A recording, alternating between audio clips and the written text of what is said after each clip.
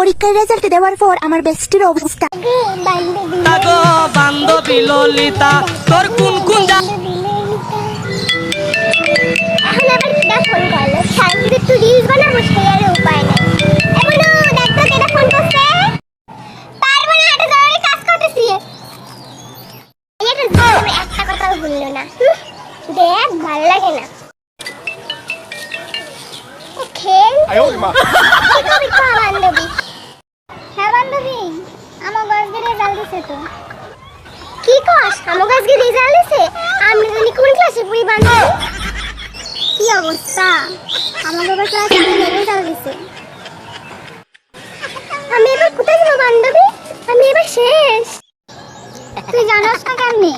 তুই অনলাইনে result check করছিস না? তুই পাস করছিস আগে হেই দেখো। হ্যাঁ পাস করছি টাইনা টুইনা কোনো রকমে। আমি খুব হ্যাপি রে বান্ধবী, আমার কোনো সাবজেক্টে ব্যাক আসে না। আমি এই মাত্র জানলাম তোর থেকে রেজাল্ট দিচ্ছে, নাহলে তো আমি ভুললেই গেছিলাম আমি ক্লাস 10 এ পড়ি।